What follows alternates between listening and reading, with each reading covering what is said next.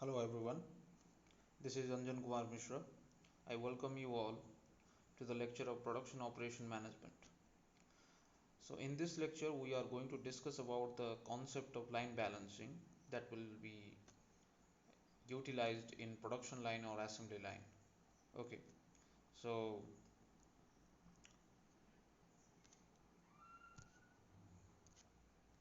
moving on or starting our session.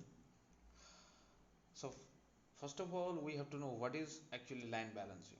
Okay, so from the word you can guess that something that we have to balance. Okay, as I have already told you that this line balancing is uh, a concept that is utilized in production line or assembly line. Okay, so first of all we have to know the management aspect behind this concept. Okay, so from the management aspect, production line can be divided into two parts, that is make to order or make to stock. Okay, so what is this make to order and make to stock? Okay, make to order production line is basically dependent upon the customer demand. Okay, when exactly the customer wants his or her product. Okay, so according to that or according to the due date, we have to produce the product. So this is your make to order. So basically that will be dependent upon the due dates.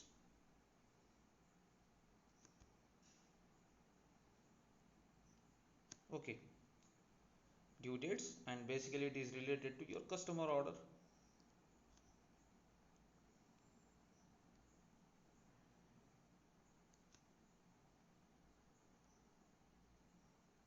Okay, so another management aspect that is also written here, that is make to stock. Okay, so this make to stock is basically related to the flow shop production. Okay, so this is basically related to flow shop production.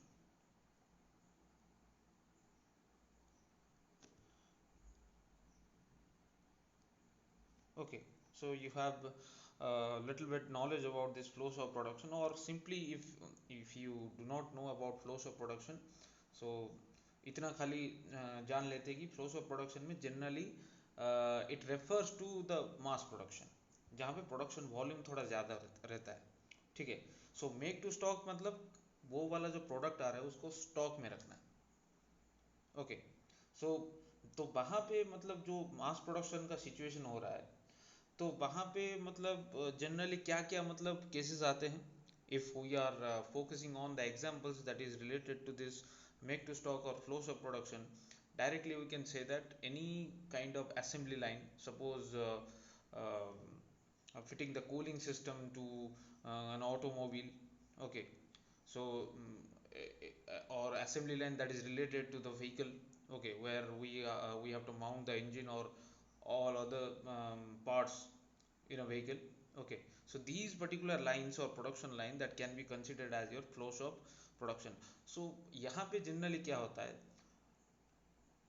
बहुत simple operation होते हैं लेकिन बहुत repetitively होते हैं. Okay, एक pattern में होते हैं. ओके, वहाँ पे इतना मतलब चेंजेस नहीं रहता, या फिर ऐसा कोई नहीं कि बहुत ही क्रिटिकल मतलब ऑपरेशन रहता है. ठीक है, सो इसीलिए semi skilled operators are needed. Okay, for this particular line. Okay, and repeatedly they have to work. Okay, so this is your flow of production, or simply it is known as your make to stock. So इसी particular production में okay जो आपका production line या फिर assembly line चल रहा है, okay, तो वहाँ पे आपका आता है ये line balancing concept. So actually balance हमें क्या करना पड़ता है, ओके, वो हम देखेंगे बाद में. सो पहले just focus on the definition. What is line balancing? So it refers to the arrangement of the machinery in factory to easy carry out the task or the production. Okay, so whenever we are talking about this various equipments, machines or tasks, basically those are all classified into some groups. Okay, and such that the idle time मतलब जिस time में आपका machine या फिर machine आपका बंद पड़ा रहता है, या फिर कोई मतलब काम नहीं चालू रहता प्रोडक्शन लाइन में. Okay, so that particular time should be minimize. कोई भी मतलब मैनेजमेंट अगर रेमेडी हम यूज़ करते हैं अबाउट द प्रोडक्शन और टू इम्प्रूव और टू ऑप्टिमाइज द प्रोडक्शन और द प्रोडक्टिविटी, ओके, सो उसका पहला मतलब एम रहता है कि हम आइडल टाइम को कैसे मिनिमाइज कर सकते हैं।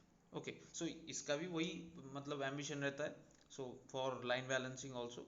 Okay, so so that is also written here, the idle time of the works that can be minimized and utilization time can be optimized, okay, or the simply the efficiency of the machinery, okay, that we can fully utilize. Okay, so this is your line balancing.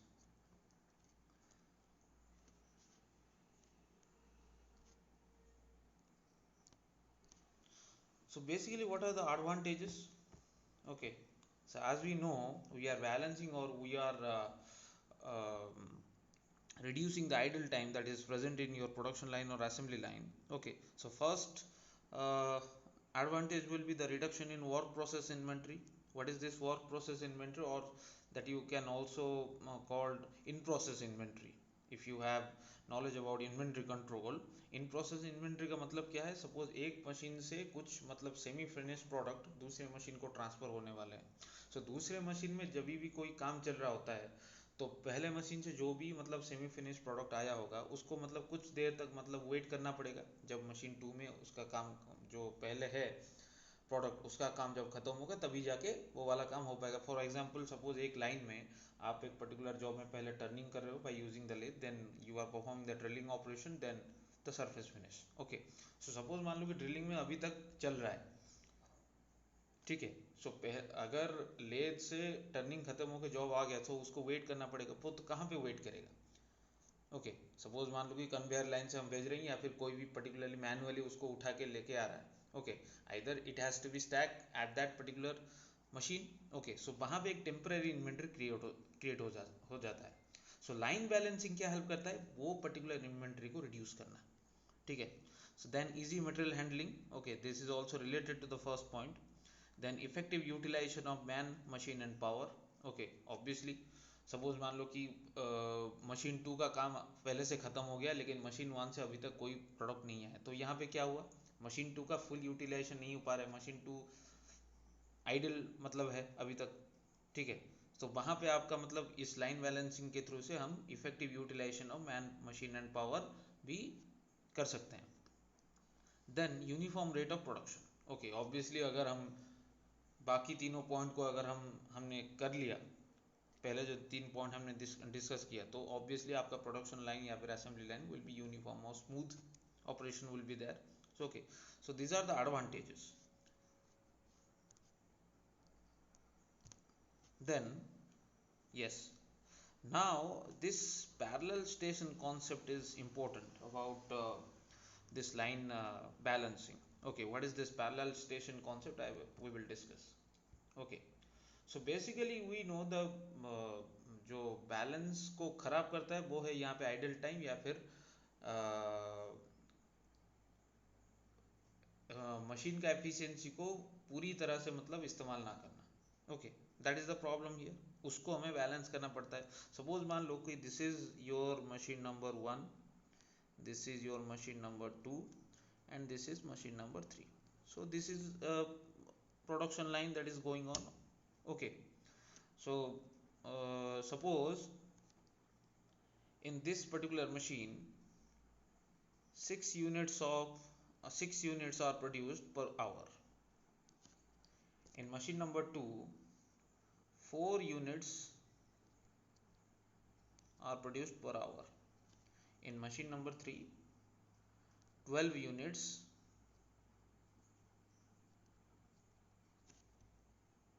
per hour. Okay, so 6 units per hour means 10 minutes per unit, you can say that. Okay, so see, whenever we are performing the machine number 1, already 6 units are produced, but in your machine number 2 it can only take 4 units. Okay, so जो 2 unit बाकी रह गया उसको क्या करना पड़ेगा? यहाँ पे वेट करना पड़ेगा। सो यहाँ पे एक temporary in process inventory create हुआ, ठीक है। So whenever we are going from machine 1 to machine 2 to machine 3, okay, what is happening? So machine number 3 can perform 12 units per hour. Okay, but the input is 4 units, यहाँ से 4 unit खत्म होके मतलब आएंगे machine 3 को। सो यहाँ पे क्या हुआ, मशीन का यहाँ पे पूरा इस्तेमाल नहीं हुआ, मशीन अभी 12 यूनिट को प्रोसेस कर सकता है, लेकिन उसको इनपुट मिल रहा है 4 यूनिट, तो मिलना कितना चाहिए, 12 यूनिट मिलना चाहिए।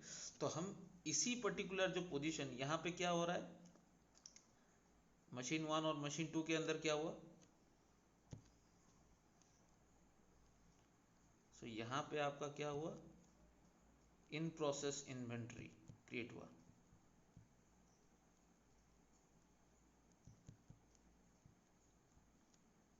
इन्वेंट्री और टेम्पररी बोल सकते हैं हम।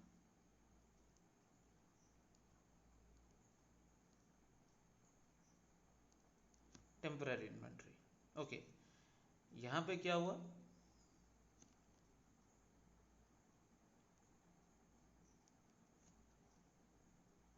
यूटिलाइजेशन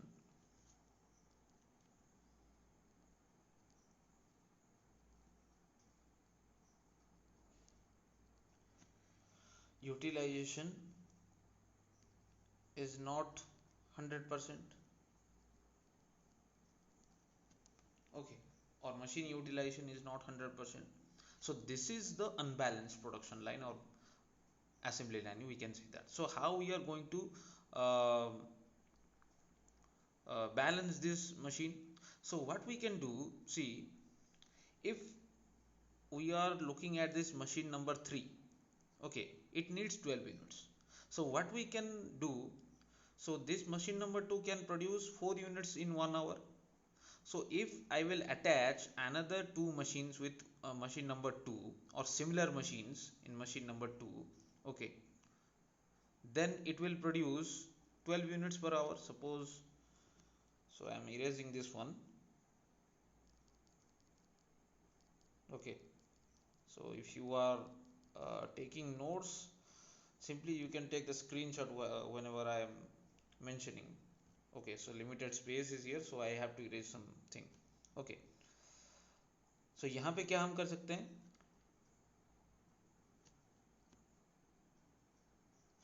ओके, यहाँ पे और 2 मशीन हम लगा देंगे, that is machine number 2, okay. So यहाँ से 4 यूनिट्स, यहाँ से भी 4 यूनिट्स, यहाँ से 4 यूनिट्स, तो 12 यूनिट हो गया मशीन नंबर 3, ठीक है। लेकिन मशीन नंबर 2 को भी 12 यूनिट चाहिए होगा, लेकिन एक मशीन नंबर 1 में कितना हो रहा है, 6 यूनिट। सो और एक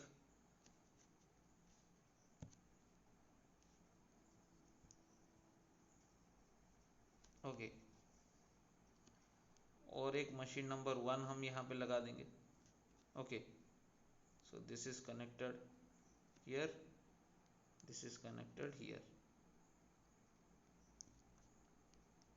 okay. So now 2 machine number 1, 3 machine number 2 and 1 machine number 3. So here it will produce 12 units per hour, it will produce 12 units per hour, it will produce 12 units per hour, okay. और जो भी machine को previous input जितना आना चाहिए उतना ही आ रहा है। सो यहाँ पे कोई भी मतलब प्रोडक्ट को इन प्रोसेस इन्वेंट्री या फिर स्टॉक रखना हमें नहीं पड़ेगा, डायरेक्टली कन्वेयर लाइन में आपका प्रोडक्ट चलता रहेगा और आपका मतलब काम होता रहेगा, ओके। देन मशीन का भी पूरा यूटिलाइजेशन हो पाएगा, okay. This is theoretical aspect, okay. So this is how we are doing the line balance. And जो मैंने यहाँ पे 2 मशीन और सिमिलर मशीन लगाया मशीन नंबर 2 में या फिर मशीन नंबर 1 में, these are known as your parallel stations और parallel machine, we can say that, okay. So by using our parallel machines or parallel station, we can balance our production line or assembly line, okay, understood. Moving on, so now we will discuss about some terminologies that is related to your line balancing, okay. So the diagram you have to see, okay. यहाँ पे एक छोटा सा मैंने diagram बनाया है just to give some idea about this term. So first we will discuss about the workstation. What is a workstation? मैंने बोला था कि जो भी ऑपरेशन या फिर मल्टीपल ऑपरेशन को एक जगह पे, सपोज मान लो कि हमारा एक जगह पे मतलब लेद मशीन का मतलब ग्रुप है, वहाँ पे टर्निंग या फिर टैपर टर्निंग ऐसा कुछ मतलब सिमिलर ऑपरेशन जहाँ पे एक ही मशीन की ज़रूरत है, ओके। सो उसको हम मतलब क्या करेंगे, मिला के एक ग्रुप कर देंगे, सो that will B one work station, suppose मान लो कि उसके बाद आपका ड्रिलिंग ऑपरेशन होने वाला है, 5-6 ड्रिलिंग मशीन आपके पास है, वो मिलके हो गए आपका क्या, वर्क स्टेशन नंबर 2। उसी तरह थर्ड मशीन में सपोज मान लो कि आपका सरफेस फिनिशिंग ऑपरेशन हो रहा है, सो वहाँ पे जितना मशीन होगा उसी रिलेटेड वो मतलब एक ग्रुप हो जाएंगे। सो इसी तरह से जो ग्रुप बनता है अकॉर्डिंग टू द मतलब ऑपरेशन और स्पेसिफिक लोकेशन में, that is known as your work station, और simply it is the specified locations where similar type of operations are operated together। Okay ठीक है। सो इसको कैसे हम देंगे, तो यहाँ पे जो मतलब बना है square, that is your work station. Work station में जो सर्कल आपका बना है उसमें जो नंबर लिखा है, दैट इज जो सर्कल बना है that is your what, work elements. Okay, work elements के अंदर जो नंबर लिखा है that is known as your task time. Okay, you can clearly see that.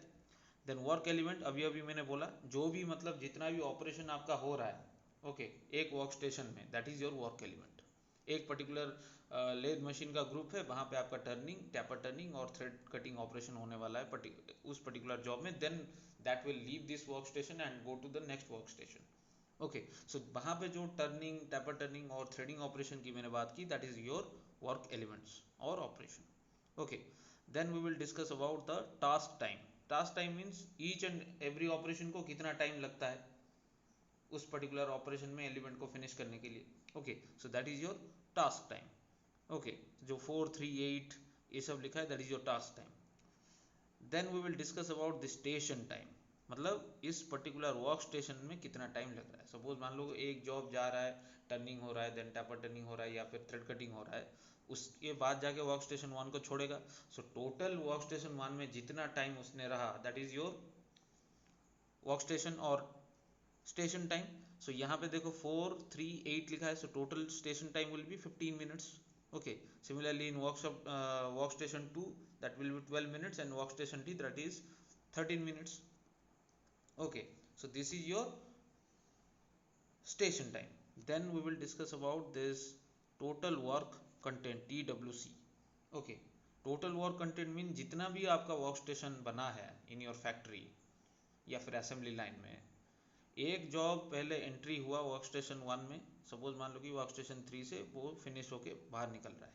Okay, सो जितना टाइम लगा टोटल ये work station 1 work station to another work station and total last में जितना टाइम लगा, that will be your total work content. मतलब TWC will be equal to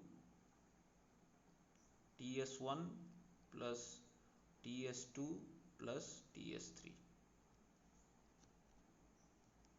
okay, so this is your total work content. Okay, so यहाँ पे कितना हो, 15 plus 12 plus 13 that will be equal to 40 minutes. Okay, now we will discuss about the cycle time। so this one is the most important term। okay, this one and this one। okay, so what is the cycle time? So first listen the definition। the cycle time is the amount of time for which a job remains in the workstation। मतलब मान लो कि job पहले work station में entry कर रहा है यहाँ पे, ठीक है, तो यहाँ पे ये कितना टाइम तक रहेगा, 15 मिनट तक रहेगा। Okay, so that means 15 minute is the cycle time। okay, for this particular station। okay, we are only talking about this workstation number 1, we are only taking the example of workstation number 1। or we can say that the time gap between two successive jobs, मतलब एक job खत्म होके जब निकलेगा दूसरा जब जब आएगा, ओके उसके टाइम मतलब जो टाइम गैप रहा उन दोनों के बीच, that is known as also the cycle time.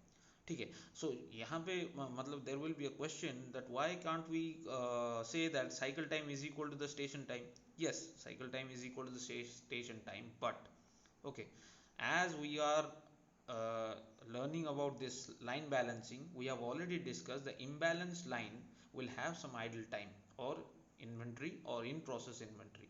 so उसके लिए कुछ आपका टाइम बर्बाद होता है या फिर मशीन का यूटिलाइजेशन नहीं होता।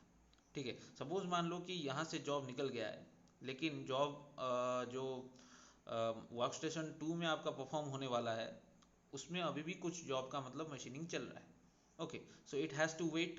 ये जो वेट करेगा वो इसी वर्क स्टेशन या फिर वर्क स्टेशन 1 के मतलब टाइम में ऐड होगा कि नहीं. So in another word we can say that cycle time Tc will always be greater than equal to the station time. Okay, equal हो सकता है if there is no idle time. अगर idle time है जो कि imbalance और imbalance production line है तो यहाँ पे आपका cycle time will be greater than the station time.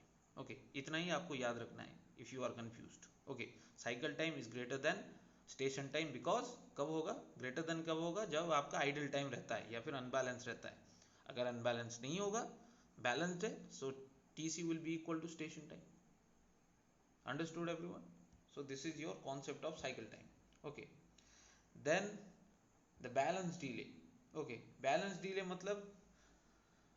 मतलब क्या है, यहाँ पे आइडल टाइम है, ठीक है. डिले मतलब लेट हो रहा है. लेट क्यों होगा, आइडल टाइम होगा. मशीन अगर खाली में बैठ रहा है तो वहीं पे ही लेट होगा.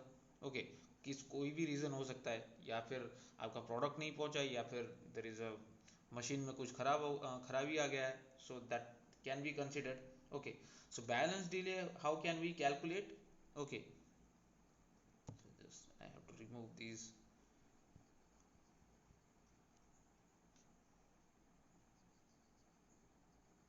Okay, so balance delay can be calculated, okay, equal to the total idle time of the job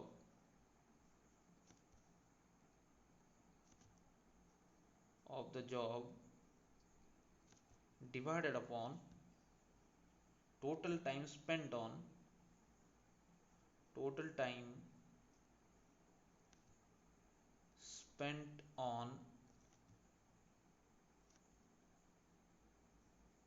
assembly line.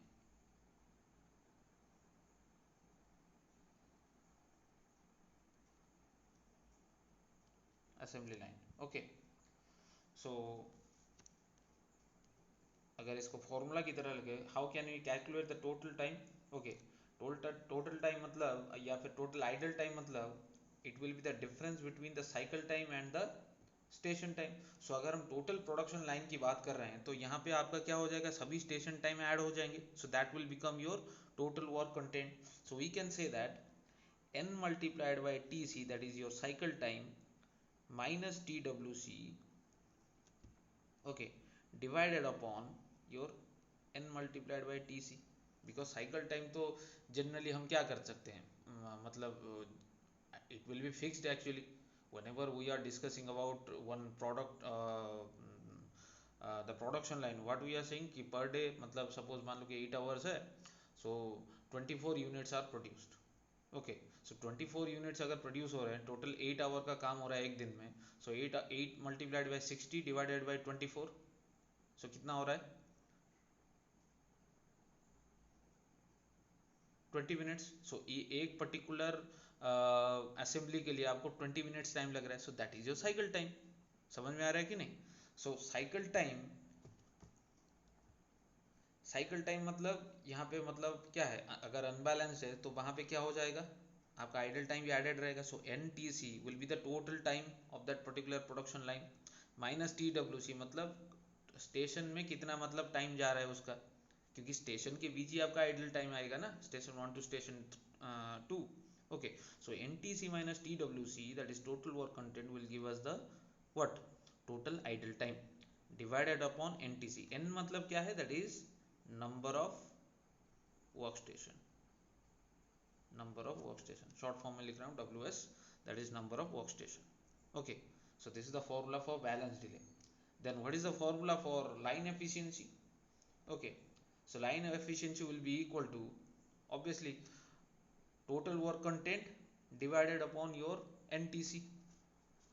So line efficiency, that is equal to total work content divided upon ntc.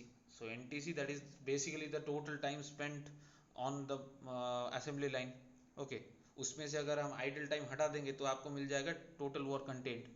Okay, that is the summation of your what, station times. So that is simply the efficiency. Okay, so this is your line efficiency. So we cannot say that theoretically it is possible that we can make one assembly line or production line that is uh, fully balanced, but it cannot be in practical.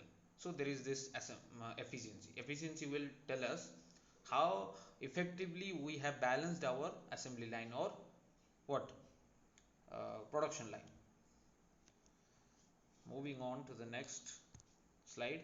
Okay, so now we are going to discuss about the mathematical aspect, or how can we solve this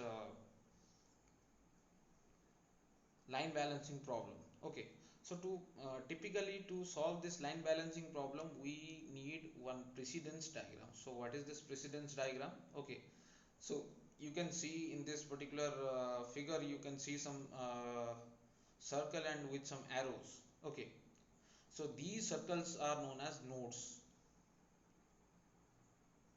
These circles are nodes. Okay, so इसके अंदर जो A C G F ये जो लिखा है, these are known as the tasks or simply work element, we can say that tasks. Okay, arrow क्या दिखा रहा है? Arrow will show us the precedence. Precedence मतलब किसके बाद कौन सा ऑपरेशन आपका होने वाला है. ठीक है, मतलब देखो, for example if we are taking this D operation. Okay, D operation will be operated, or D operation will happen whenever this A and B will be over. Okay, खाली ए खत्म होने के बाद डी नहीं हो सकता, क्योंकि देखो ए से आपका एक मतलब एरो आया है, डी सी बी से भी आपका एक एरो आया है, मतलब इसका मतलब ये है ए और बी दोनों खत्म होने के बाद आपका डी आपका काम हो सकता है. Okay, so this is your precedence diagram. इसको AON डायग्राम भी बोलते हैं, that is activity on node, क्योंकि यहाँ पे नोड में या फिर जो सर्कल में हम एक्टिविटी को दिखाते हैं.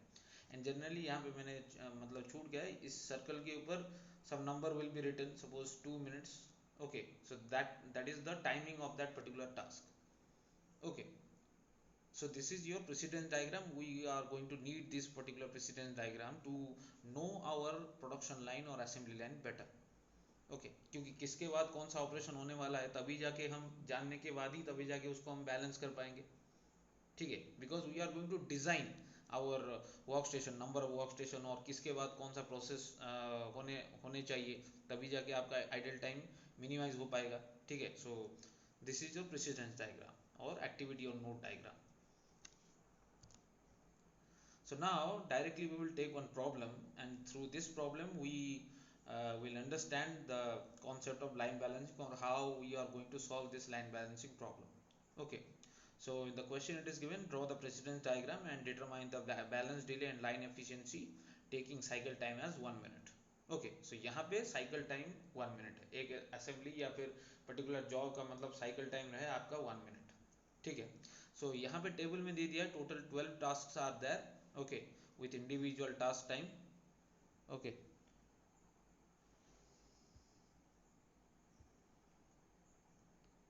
so the third one actually is 0.7. This is a mistake, this is 0.7. Okay, writing mistake. Okay, and forgive me if you face some difficulty to recognize my handwriting. Okay, because I am not familiar with this digital board or whiteboard. Okay, so slowly I will improve my handwriting, so don't worry about that. Okay, so moving on. हाँ, सो precedence में क्या क्या दिया है, यहाँ से हम क्या मतलब, क्योंकि हमको प्रेसिडेंस डायग्राम पहले बनाना पड़ेगा. ओके, सो यहाँ से हम क्या मतलब रिजल्ट निकाल सकते हैं. देखो 1 और 2 में कुछ भी नहीं है, मतलब 1-2 जो टास्क होगा वो पहला टास्क हमारा होगा. ओके, इसका मतलब ये हो गया पैरेलली वो 1-2 हमारा टास्क पहला टास्क होगा, वो चलेगा. ठीक है, 3 के साइड में प्रेसिडेंस दिया है 1, मतलब 3 कब होगा, जब 1 आपका खत्म होगा, या फिर 1 के बाद ही आपका 3 होगा. सिमिलरली 4 कब होता है, 1 और 2, मतलब 1-2 दोनों खत्म होने के बाद ही आपका 4 मतलब स्टार्ट हो सकता है.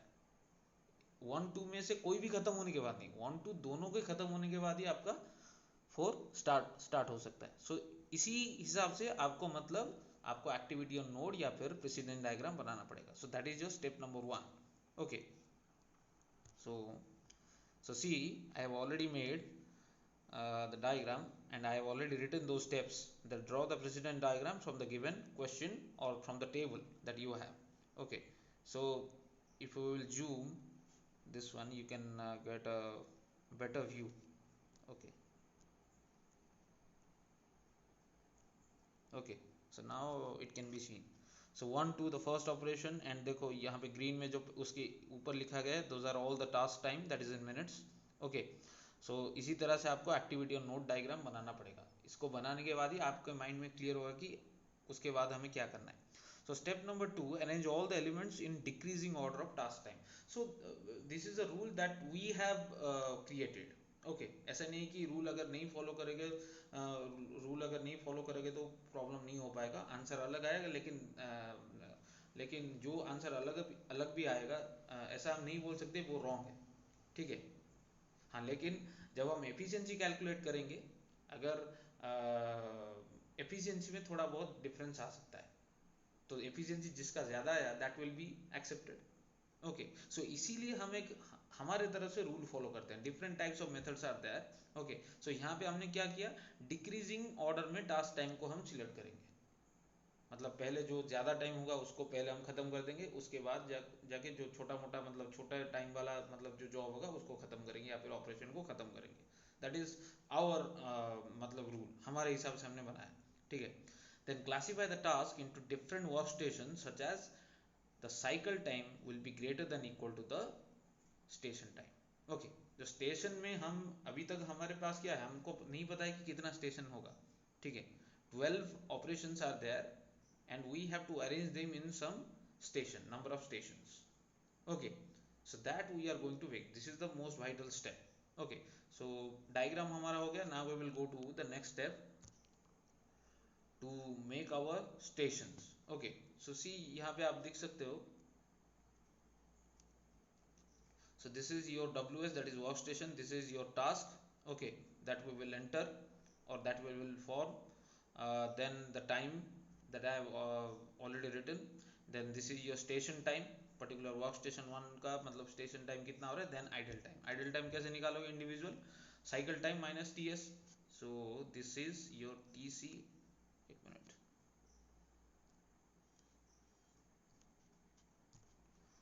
So this is your TC minus TS. Okay, so as we have seen in the activity or node diagram, the first operations are 1 and 2. Okay, so as we have retained, so यहाँ पे मैंने table नहीं बनाया जो decreasing order में, वो तो बहुत ईजी है, आप बना सकते हो. डिक्रीजिंग ऑर्डर में उसको लिखना है, खाली टास्क जो टाइम है उसको खाली डिक्रीजिंग ऑर्डर में लिखना है. ठीक है, वो लिख लिए. सो यहाँ अभी क्या है, फर्स्ट ऑपरेशन में आपका 1 and 2 दोनों हुआ है.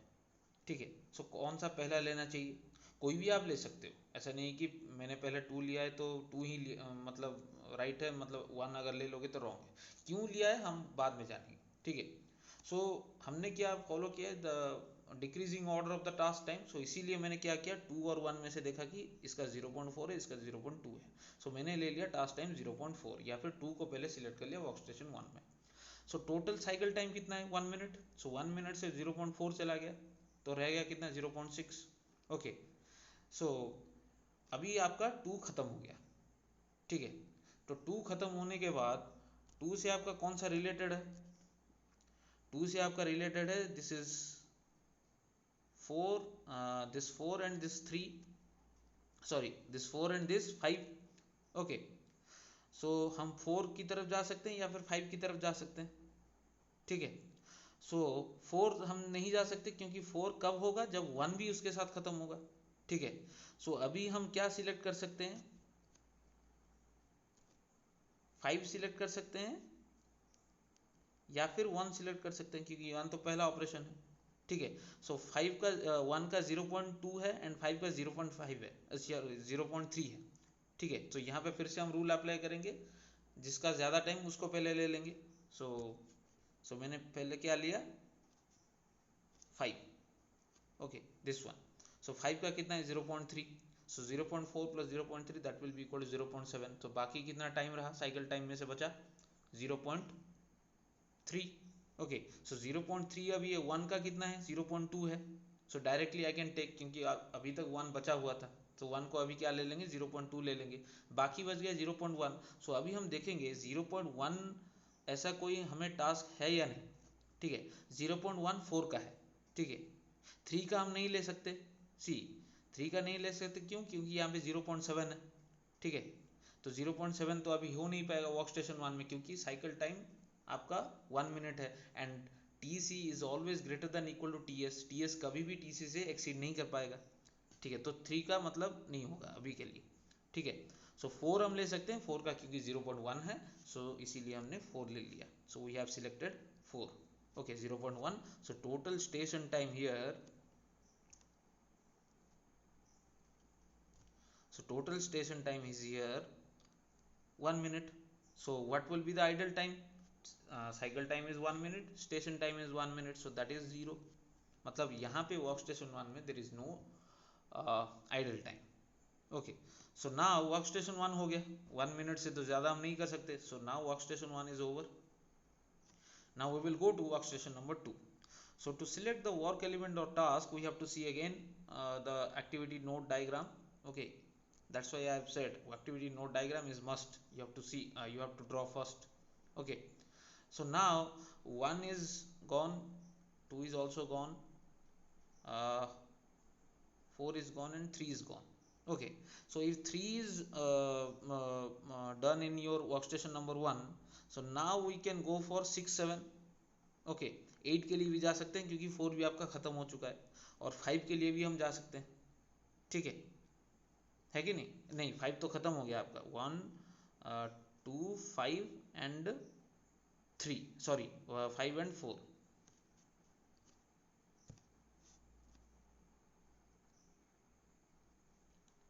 ये चारों आपका ख़त्म होगा, तो बाकी बच गया अभी 3 बचा है। 3 जब होगा तभी जाके हम क्या कर पाएंगे 6 7 8 कर पाएंगे, ठीक है।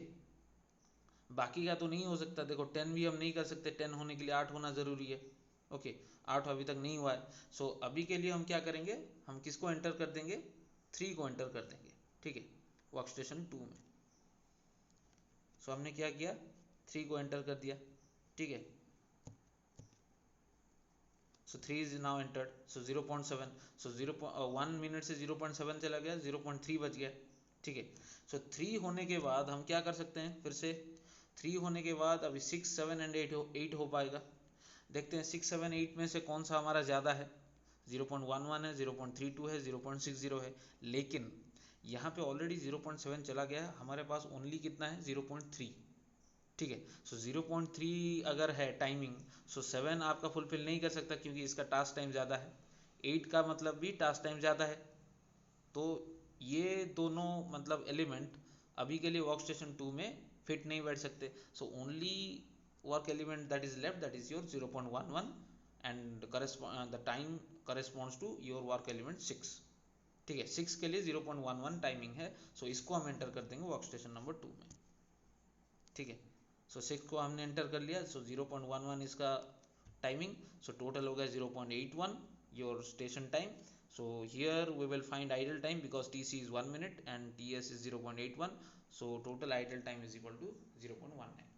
okay, so इसी तरह से हमें बाकी का करना है। देखो अभी वर्क स्टेशन 2 में हो नहीं सकता और कुछ भी, अभी चलेंगे वर्क स्टेशन 3 में। सो वर्क स्टेशन 3 में क्या करेंगे, फिर से देखेंगे। अभी देखो 6 तो चला गया, ठीक है, बाकी बच गए 7 एंड 8। 7 8 में से ज़्यादा कौन सा है 0.60, 8 अभी कर सकते हैं क्योंकि 3 और 4 ख़त्म हो चुका है, ठीक है। सो 8 को हम एंटर कर देंगे, 8 को हम एंटर कर लिया, 0.6 उसका टास्क टाइम है। सो कितना बचा 0.4 अभी बचा है। सो 0.4 टाइमिंग में कौन सा मतलब टास्क है हमको देखना पड़ेगा,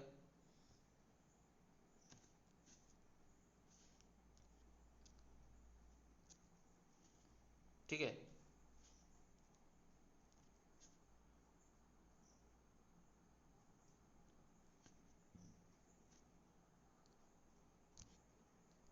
ओके, सॉरी, हाँ।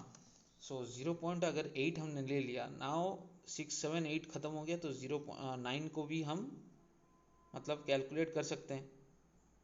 सॉरी, आपका 7 गया है क्या? 7 अभी तक शायद नहीं गया होगा, नहीं 7 नहीं गया है, सो 9 को हम नहीं ले सकते, ठीक है। 8 आपका हो गया, लेकिन 7 अभी तक नहीं गया है, सो 9 को हम नहीं ले सकते। So 5 is over, 8 is over, now we can take the 10। Okay, 10 का कितना है? 0.38। okay, you have to continuously see the activity note diagram or your table।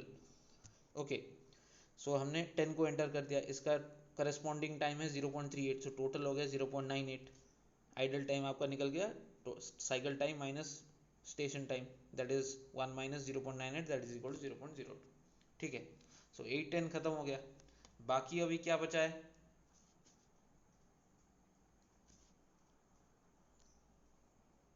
8 10 खत्म होने के बाद 7 अभी तक आपका मतलब एंटर नहीं हुआ है, सो हम 9 की तरफ तो देख भी नहीं सकते। 7 जब आपका मतलब काम खत्म होगा तभी जाके हम 9 कर पाएंगे।